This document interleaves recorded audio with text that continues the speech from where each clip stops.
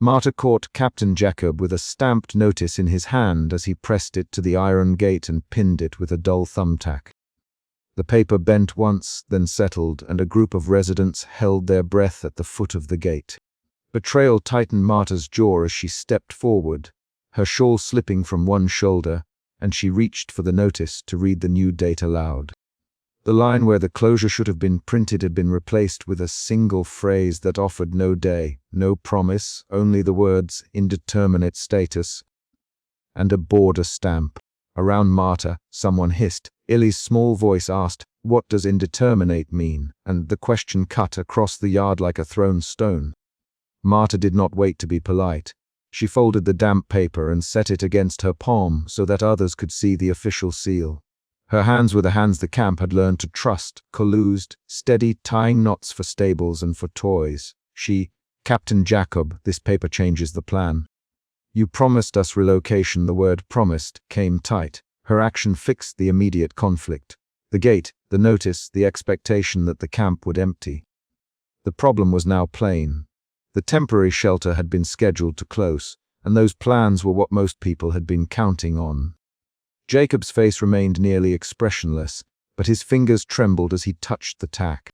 He spoke in measured steps. "The closure is delayed," he said. "I have orders to amend the date." His voice carried the official pause of someone quoting a ledger.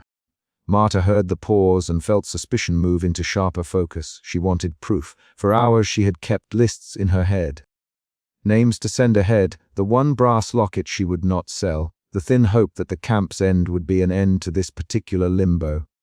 That hope had been practical. Now it was being postponed. Mrs. Kovac pushed past with her elbow and said, "Marta, what will we do?" Her voice shook. Thomas, who had been repairing a rain gutter, stood with his wrench in both hands and barked, "This must be an order from above. They cannot hold us forever." Jacob tucked his ledger under his arm and raised his chin. "I will explain in the yard by the hearth," he said, and his words turned the cluster of people into a gathered audience. Ellie clutched his frayed toy horse and watched Marta's face for direction.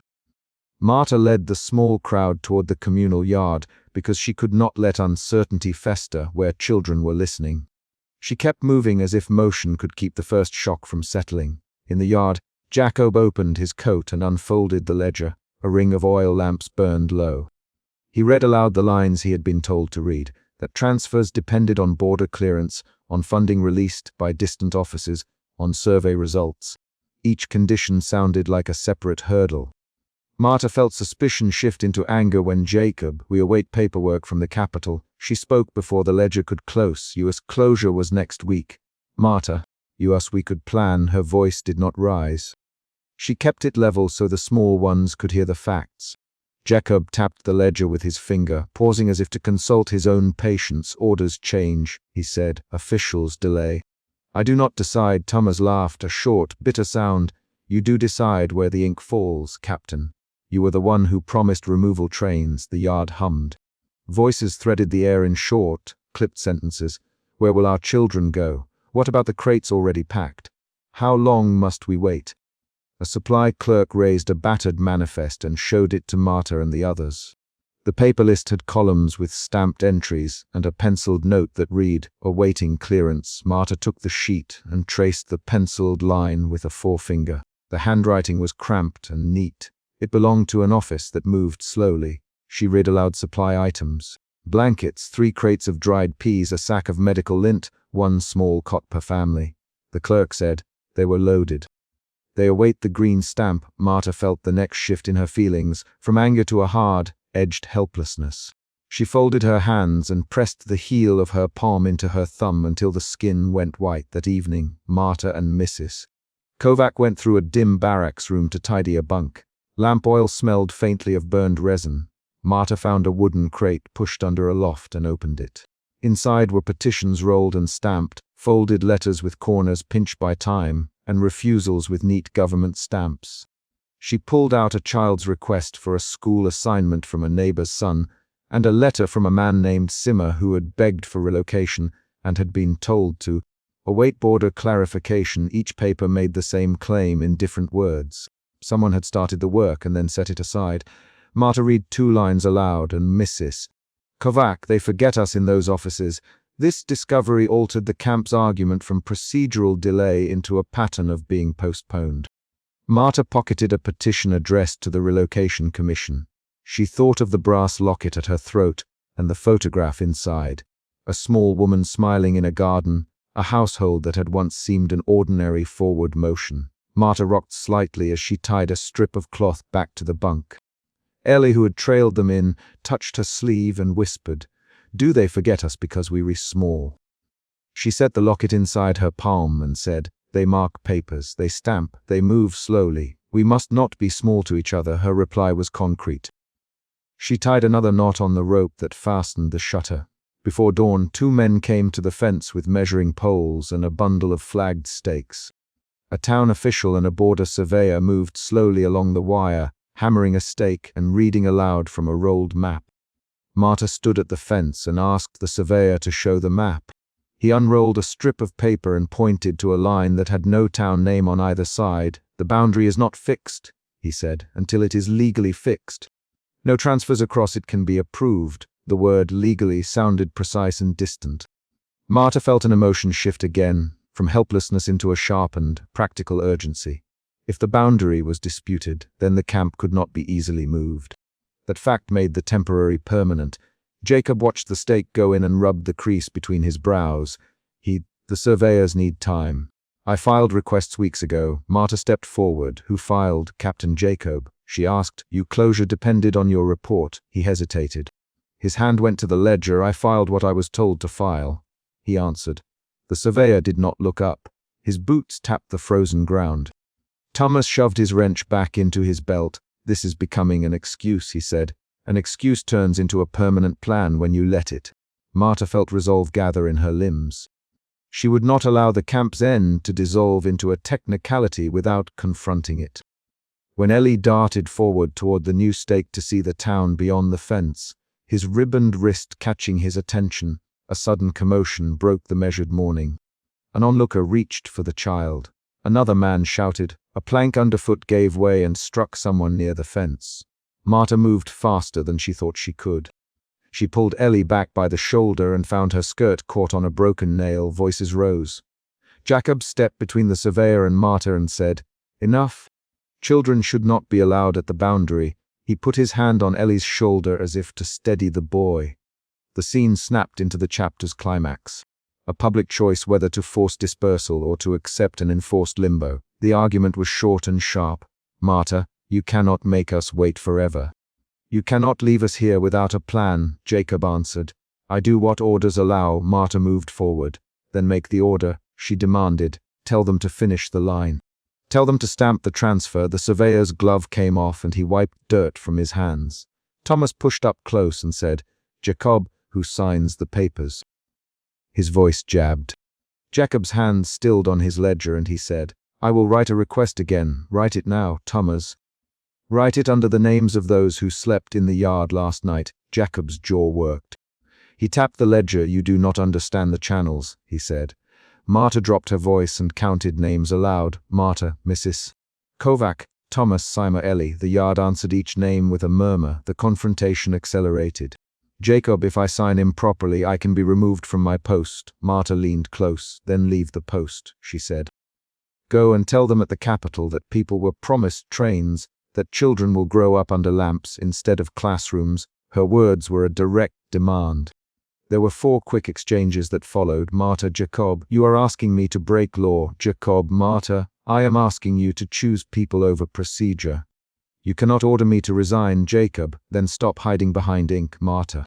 Thomas slammed his wrench on a barrel. "We will not go quietly," he said. The back and forth carried the yard from heated to chaotic. Ellie began to cry softly when a scuffle took a lantern and sent oil spattering. Marta held him close. She felt the concrete of small bodies pressed to her side and knew the moment required a choice from someone other than her. "Mrs. Kovac stepped forward with a petition clutched to her breast and spoke with a voice that had the rhythm of long patience. "Jacob," she said, "we have been filing for months. We need a stamped transfer or else we stay." Her words placed a simple demand on the ledger holder. Jacob's fingers trembled over his pen. He paused and then moved away from the ledger to look at the children. He touched Ellie's hair as if counting the cost. The surveyor raised his chin and delivered a finding that changed the yard's angle.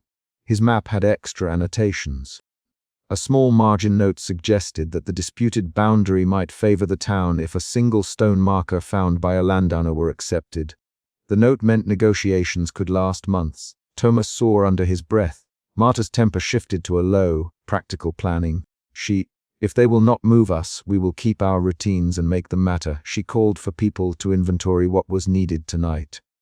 Mrs. Kovac began to list names and needs. Thomas gathered men to secure loose boards. Jacob closed his ledger and stood with his coat collar pulled up as if the cold could keep his indecision in place. After the confrontation, the camp moved with tired, deliberate motions. The fire pit at the common hearth ate at small logs. Marta rinsed a bowl and handed pieces of dry bread to Ely. She pressed the brass locket into her palm and looped it inside the boy's blanket, saying, "Keep it near your face when you sleep. It will smell of lavender and wood. It will remind you of this family." Ely smiled and tucked the locket under his cheek. The action was quiet but decisive. The camp's people began to show acceptance in small rituals rather than speeches. They tied extra rope to cots, marked out schedules for collecting water, and pinned names to mattresses so aid clerks would not lose their lists. At dusk, a few residents gathered near the barracks and Marta found a space between two crates to sit. She read aloud a petition that had been returned with a red stamp. The petition's writer had asked for permission to resettle his family by the river. The response had been a blank line and a typed note. Awaiting boundary confirmation, Marta set the paper down and said, "They place a stamp and move on. They do not see the child asleep under the lamp, Mrs. Kovac. Then we must make them see us." Marta did not call for violence or shocking acts. She suggested forms of visibility.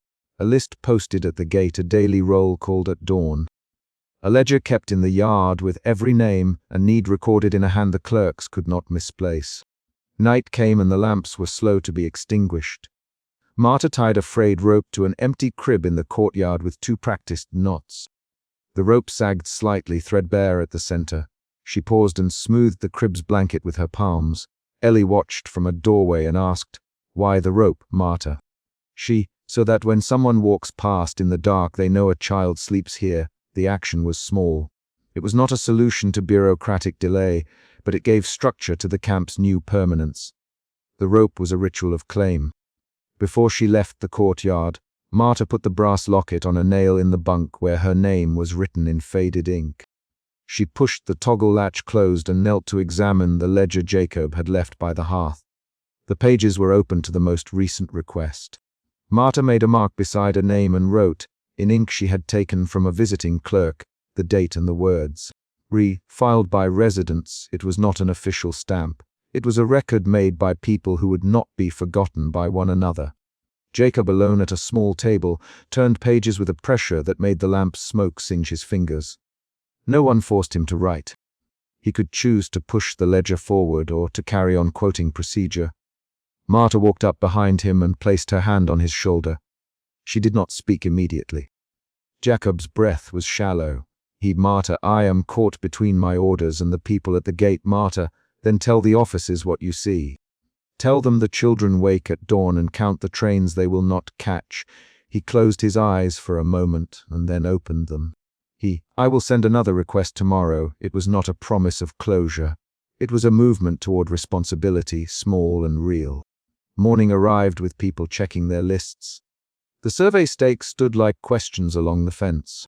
Marta walked the perimeter, tying extra knots where ropes sagged and placing folded petitions into a tin that she left by the gate. People filed past to add names. When a messenger from the town came with a clipped note that negotiations would continue, Marta read it out loud and then placed it inside the same tin. She knew the camp had not been closed. She knew the notice on the gate had changed the timeline from temporary to indefinite. Yet she also knew what to do next. The camp would keep its daily rhythm and record every name, every need, every petition. That record would be a visible thing for anyone who refused to look. The chapter closed not with a grand triumph, but with a set of small, resolute acts. Marta tied the last knot on the crib rope, checked that Ellie's blanket smelled faintly of lavender, and pushed the tin of petitions under the gate latch so that it would be seen by any passing official. She did not say this was the end of their waiting. She did not promise closure. She left the yard and went to prepare a simple stew for the evening meal. Outside, Jacob folded his ledger and placed it back in his satchel. He watched the gate for a long breath, then began to write a new request. The last line of the chapter is an action. Marta, at the threshold, lifted the tin and hooked it to the gate's iron ring so it would jingle softly if the wind moved the latch. And the sound carried into the yard as an immediate, concrete reminder that the camp would remain and that its people would keep counting names. Captain Jacob climbed onto the mess hall bench and read the stamped notice aloud. All transfers are cancelled, effective immediately. Betrayal tightened Marta's jaw as people in the long queue shifted, shuffling boots on the plank floor. Voices rose and fell into shocked murmurs. The notice was concrete. It said what the community feared but would not admit. Movement, already scarce, was over. Marta stepped forward before anyone else could. She folded her shawl over one arm and held the brass locket beneath her palm like a small ledger of her own. "Marta, Captain Jacob, you promised the list would move." Her voice did not plead, it pushed. Jacob's mouth tightened. He tapped the bench with a ledger-stained finger and said, "Orders from above. I cannot change them." That exchange made the stakes visible. A promise broken, the camp held in place. The mess hall smelled of stew and damp wood. Near the stove, Eli clutched his frayed toy horse and watched Jacob with wide eyes. "Marta, who sent the orders?" Jacob looked at the ceiling and then at the stamped paper. "I received a directive. No transfers until further notice," he answered. The word directive landed like a door closing. In the first minutes, Marta's decision was set by betrayal. She would not let this pass as mere error. After Jacob stepped down, people moved in knots around the long trestle tables. A woman pressed both palms to her mouth and whispered, "They lied to us again." Marta walked the line of faces, meeting names, counting reactions. She found Anna near the back, the records clerk who comped paper for a living. Marta touched Anna's sleeve and asked, "Did you file the list?" Anna folded a paper corner between finger and thumb and said, "I filed them." Then the ledger was changed. That answer sent a new current through the room. Suspicion. Suspicion shifted into pressure. At the corridor outside the mess hall, small groups formed quickly. Marta followed Anna to the records room, and Eli trailed close, tracing the seam of the fence with his fingertip when the doorway brushed him. Residents argued in low voices. "Marta, we will demand answers tomorrow." A man named Rogan shook his head. "Tomorrow will be too late." Marta replied, "Then we start now." Her voice pushed people into movement. Jacob retreated to his office with the ledger under his arm. He moved with the slow caution of someone who had to keep paperwork intact. In the corridor, he paused and tapped the ledger once, nervous rhythm. Marta found him at a narrow wooden passage, the boards creaking under their boots. She confronted him there. "Jacob," she said, "you stood at the gate last week with that stamped notice in your hand. You asked there would be transfers." Jacob held the ledger between them like a shield and answered, "Marta, orders arrive." "I sign what arrives." Her suspicion hardened. "Orders arrive. You sign them," Marta repeated. She took a step closer and folded her hands in front of her chest. "Marta, show me the ledger." Jacob swallowed and set the book down on a rickety crate. He opened it with fingers that left smudges of ink along the margin. Marta leaned forward. The column of names was intact, then crossed out.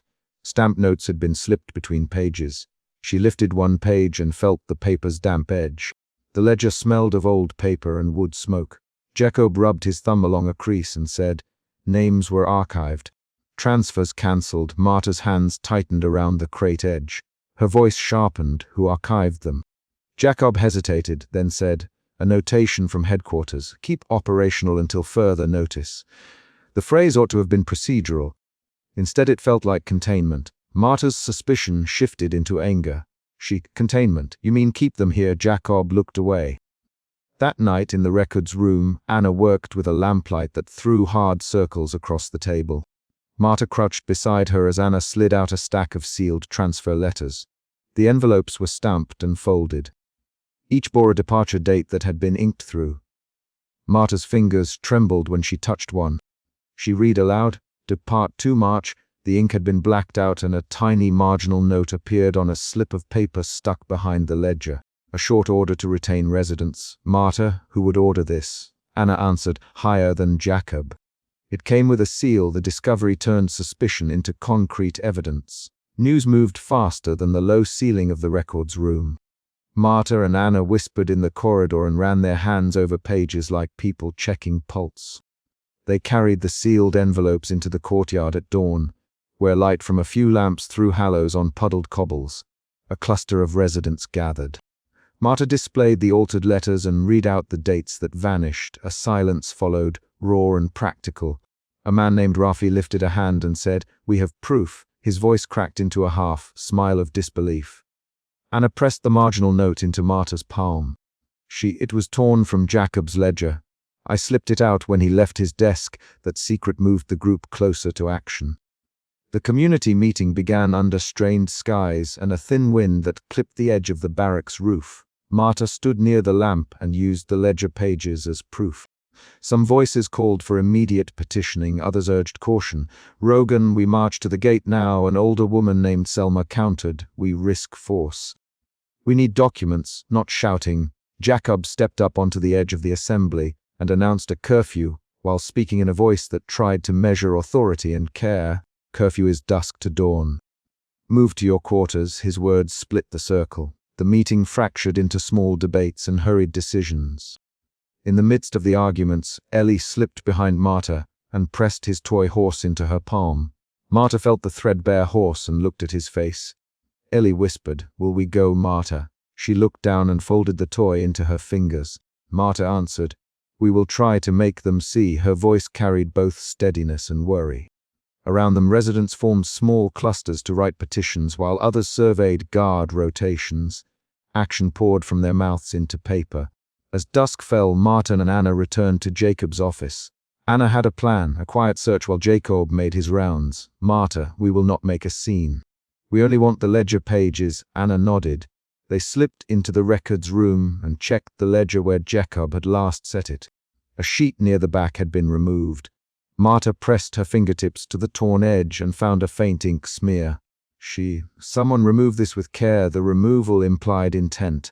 The ledger was not neglected, it had been edited. That night a short confrontation unfolded in the narrow passage behind the office. Marta blocked Jacob's path. "Show me the marginal notes, Jacob. Show me what keep operational meant to you." Jacob's hand hovered over his pocket, where his pocket watch had left a warm mark on his palm. He exhaled slowly and opened the ledger to a page with a small glued slip. Marta read the words again, line by line, aloud so the passage would not hide. "Operational until further notice, Jacob. The orders came from the Boundary Commission. I only enforce." Marta's jaw moved. Her anger shifted into a colder determination. Jacob answered, "You know we are bound to paperwork. I have my ledger, names, and stamps. I cannot do otherwise." Marta stepped closer and said, "You can tell them the truth. You can hand the envelopes back in and open the gate." Jacob tapped the ledger and looked at his hands. They expect papers, Marta. They expect operational until notice." Marta's mouth pressed thin. The exchange became tight and quick. 3 short questions from Marta, 3 evasive replies from Jacob. The rapid back and forth left little room for more than facts and warnings. At prayer dawn, Anna slipped Marta a torn margin note she'd smuggled earlier, sliding it beneath Marta's palm in the dark. Marta unfolded the torn slip and read the terse instruction in cramped handwriting that came from a higher office. "Retain residence. Site to remain operational." The note had a date and a coded stamp. Marta aloud. This wasn't a mistake. Her voice was small but exact. Suspicion became clarity. Someone above Jacob had decided to make the camp indefinite. The new knowledge shifted the fight from administrative error to deliberate containment.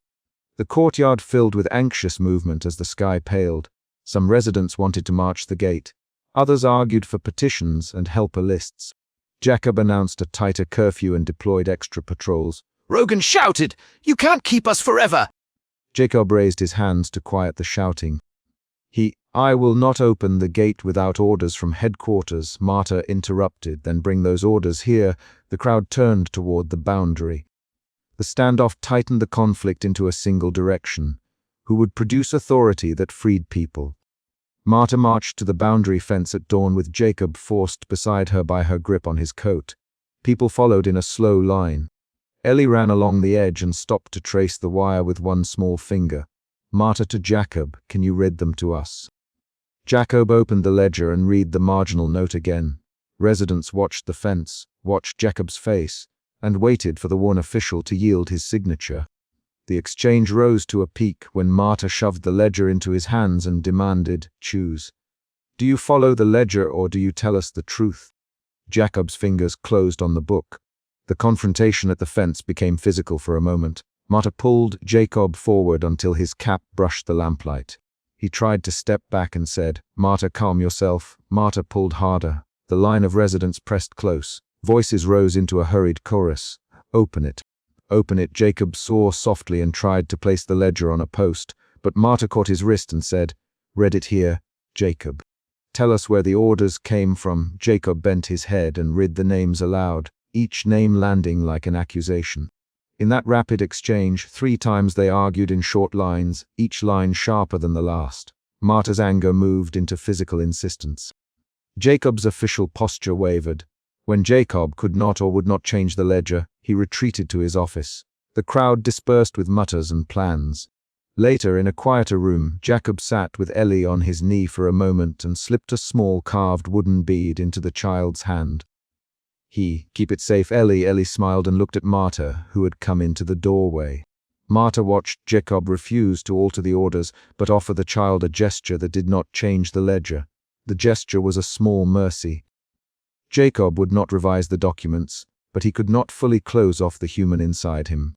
After that, Marta returned to the sleeping quarters with the torn ledger pages folded into her shawl.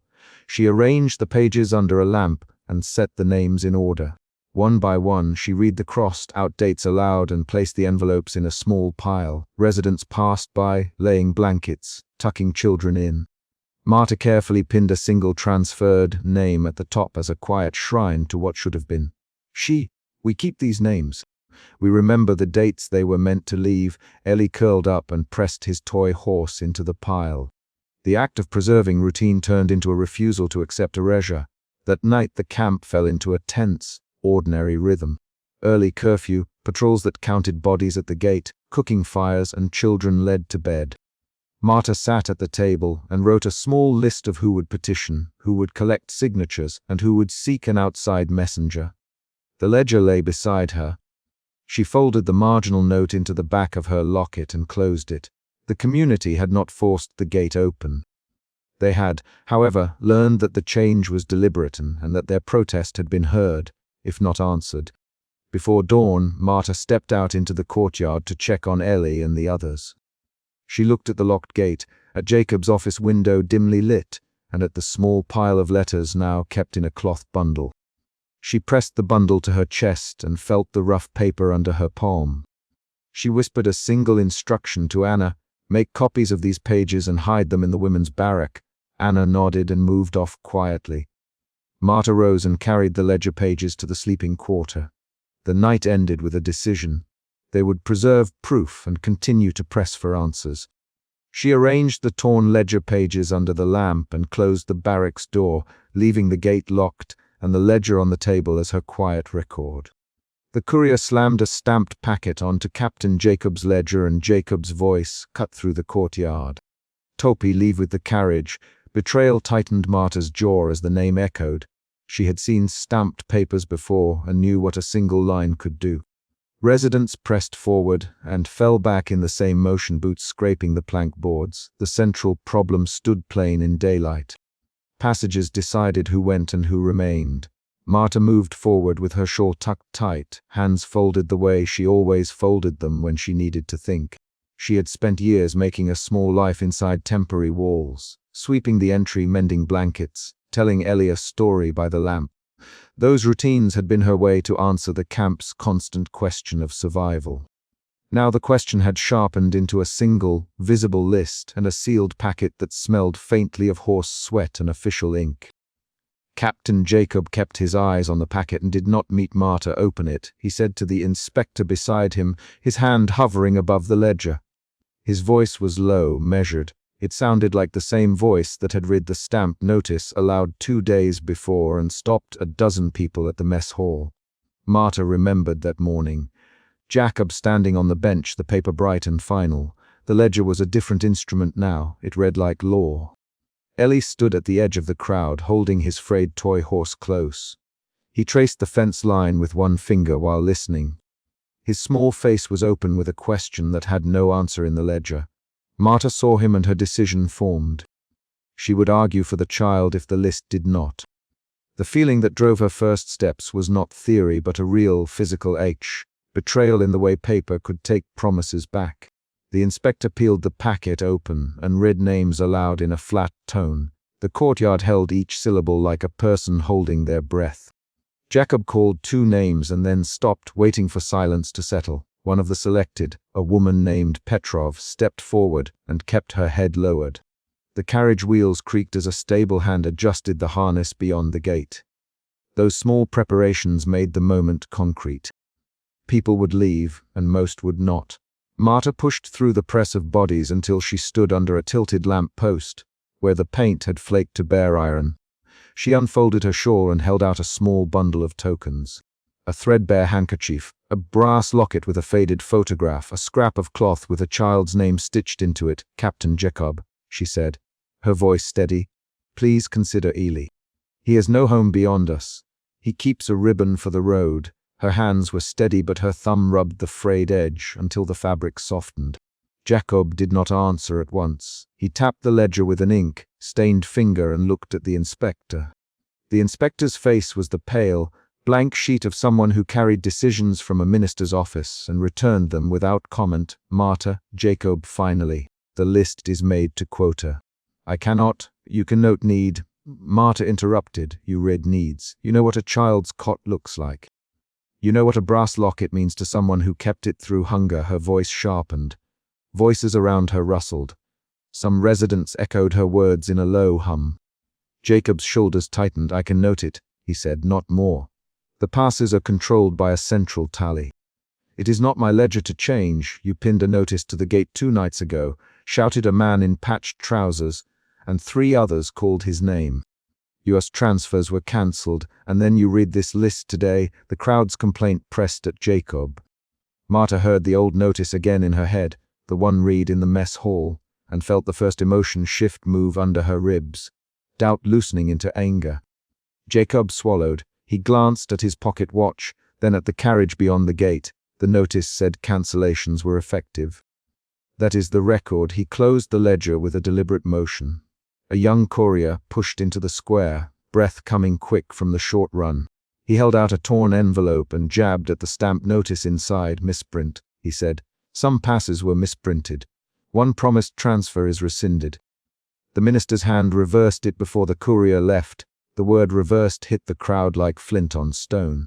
Shouts rose. You promised. She was told. This is a lie. The courtyard moved as one body toward the gate. Guards stepped forward and formed a thin human line between the masses and the iron bars. Marta stepped onto an overturned crate and looked directly at Jacob. He paused before he gave orders. Jacob, you pinned a stamped paper to the gate once with your own thumbtack. You felt the weight of that paper then. You know what it does when it stays. She did not say the word resignation.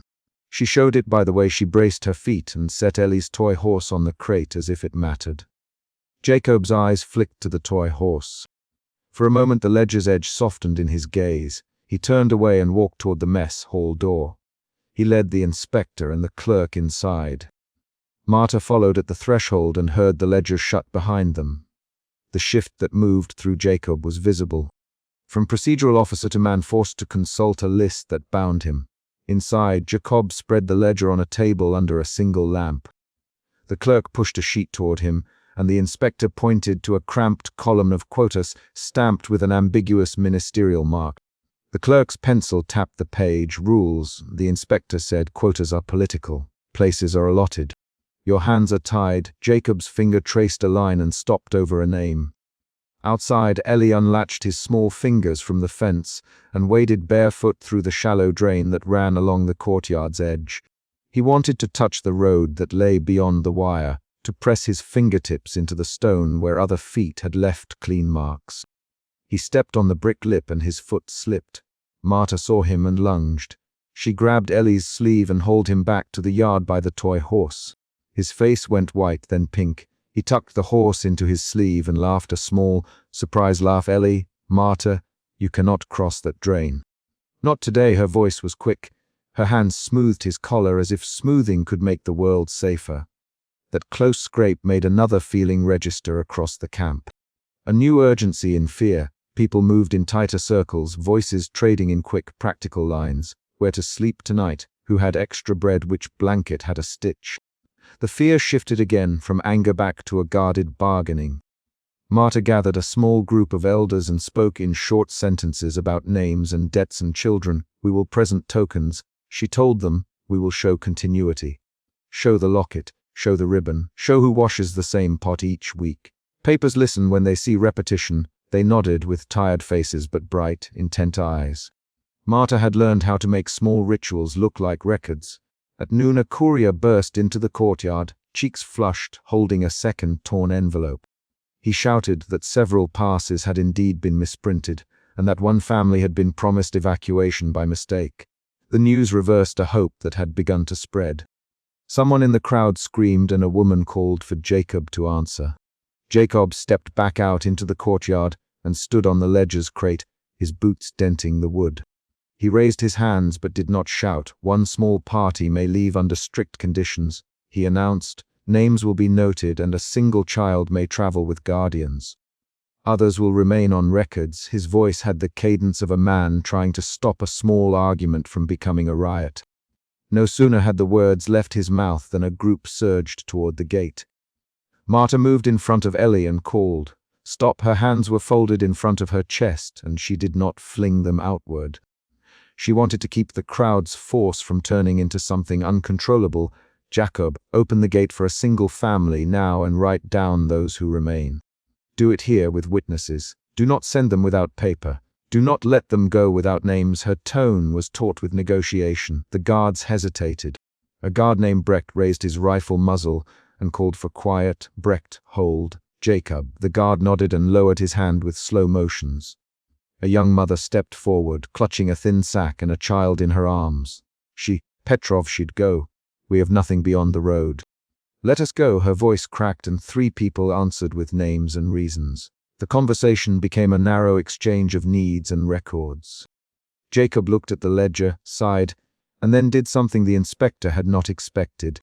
He tore a small, crude pass from a larger sheet and handed it to the clerk. "One child and guardians." "Who?" the inspector asked. Jacob pointed to a boy whose face was raw with hope. The chosen child wore a ribbon in his hair and had a mother's hand on his shoulder.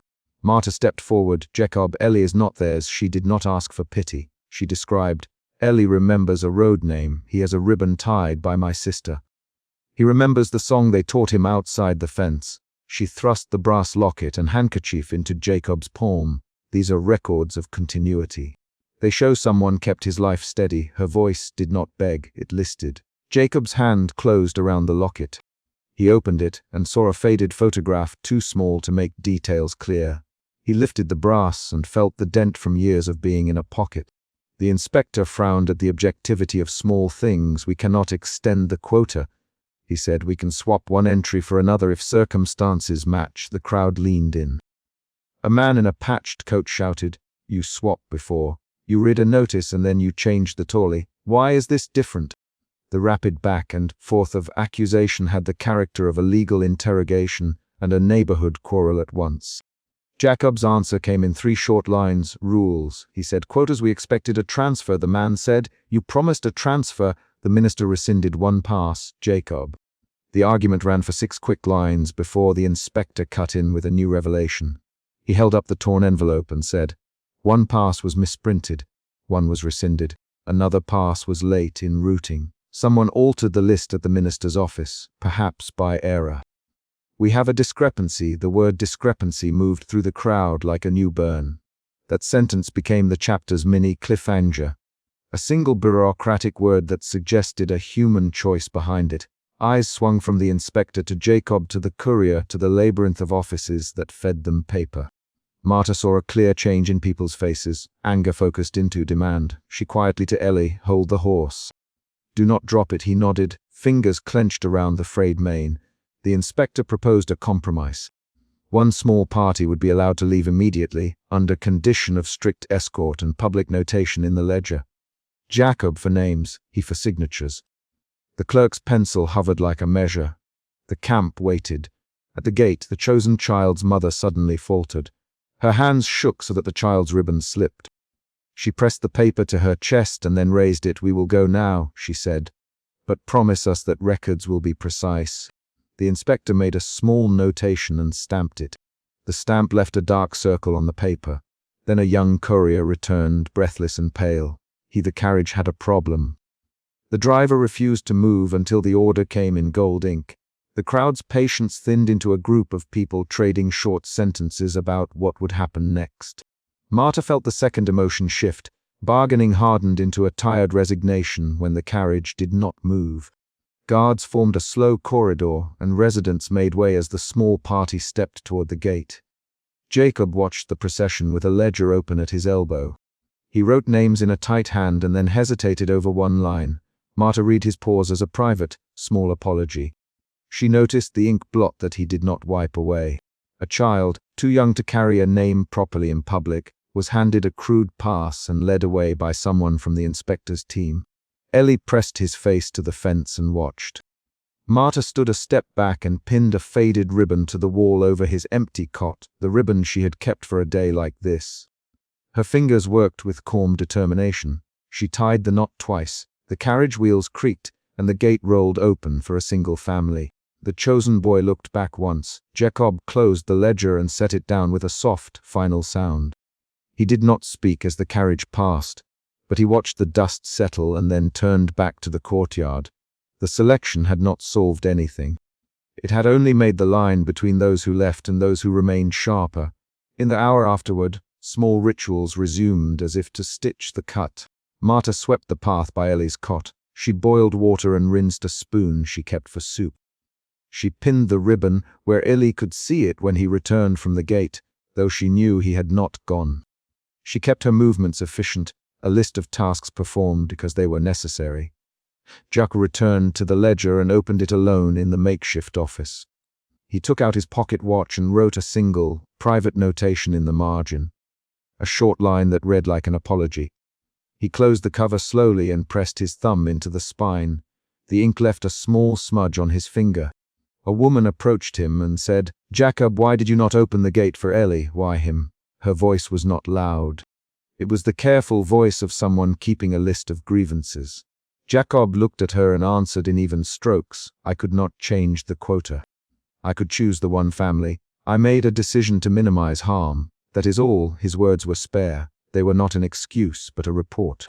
Marta overheard and stepped closer. "You chose a child who had a family outside," she said. "Ellie has none. He remembers a road name. He has ties that you could show on paper." She laid out the handkerchief and locket on the ledger as proof. Jacob ran his ink, stained finger around the smudge, and looked at the objects as if they were documents. The inspector watched this private exchange. He nothing at first, then said, "These tokens are not official evidence. They carry sentiment, not a ledger entry." His tone lacked warmth. It was the voice of someone who carried policies and learned to keep them apart from people. Marta folded her hands and said, "Then write the sentiment down. Record that a woman took care of a child for 8 winters. Record that he remembers a road name. I will speak to anyone who will write it." Her determination was concrete. It showed in her steady hands and in the way she repeated small details to make them official. Jacob's next motion decided how the camp would keep living. He tore a thin strip of paper from a larger sheet and scrawled in cramped handwriting a line that would sit in the ledger: Ellie, protected caretaker. Marta, records, locket, ribbon, handkerchief. He pressed the ink with a finger and then closed the book. The notation would not grant passage, but it would register continuity in an official place. The camp settled into thin routines that night. People warmed their porridge over low flames and folded blankets with the practiced movements of those who must save every stitch. Ellie lay on his cot and traced the ribbon Marta had put up. He did not speak of leaving. He hummed a fragment of a song and fell asleep, with his toy horse tucked under his arm. Marta sat by the lamp and mended a tear in a blanket. She worked with short, methodical stitches and let the lamp's smoke fill her nostrils. When she finished, she pinned a small scrap of cloth to the cot's post and whispered the child's name into the dim room. Jacob, in his office, made one more private notation that read like apology. He lined the entry with care as if that could make up for a gate. Before sleep, Marta stood at the gate and watched the road, where the carriage had disappeared. She touched the iron bars and ran her fingers along the place where the stamped notice had once been pinned. She thought of the stamped paper at the first gate, the one she had seen Jacob press to the iron and pin with a dull thumbtack, and of the ledger he had read aloud in the mess hall. The 2 earlier mornings belonged to the same story as this day. Papers moved, people waited as adjusted. She did not say the word resignation aloud. Instead, she straightened a blanket on an empty cot and counted the spoons in the drawer. Those actions were a way of making a promise without language. The camp would continue. Records would accumulate. People would keep small rituals that looked like proof. The final image of the day was a narrow, specific beat. Jacob closed the ledger and tapped a single line with his ink-stained finger. Marta sealed a ribbon to the wall beside Ellie's cot. A guard extinguished a lamp at the mess hall. The gate remained closed for most, and one child rode away with a crude pass in his pocket. The ledger sat with new handwriting in its margin, and Marta pressed a folded scrap of cloth into Ellie's hand before she left the room. The scrap had a name stitched on it and a small brass button sewn to the corner. Keep this with you, Ella. Keep this so you know who held you." Ellie nodded and hugged the toy horse. The lamp guttered once and the cottage settled into the noise of low breathing and quiet chores. The events of the day had not ended the camp's limbo, but they had left behind specific marks. A stamped paper, a ledger entry, a ribbon on the wall, a child with a pass, and a quiet notation that read like apology. Marta closed the door to the barracks and, before she turned away, she tied the last knot on the ribbon by the cot. Her fingers were steady. Outside in the small courtyard, footsteps moved toward the guard post and the gate. Inside, the ribbon hung straight, and the cot held a small, patient body. Jacob walked back to his desk, touched the smudge on his thumb, and set the ledger down with a weight that felt official.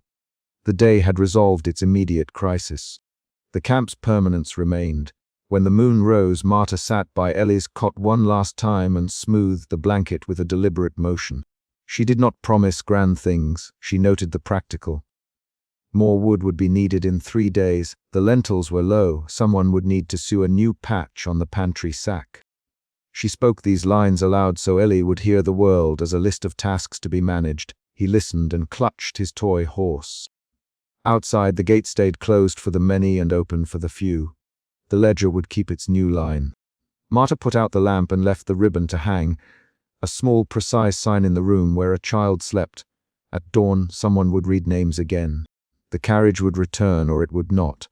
But for that night the camp had its small records and its small consolations. A noted name, a tied ribbon, a private notation in the ledger, and a child who knew exactly whose hands had kept him. Marta blew out the lamp and folded her hands in the old way, ready to keep the chores that made living possible.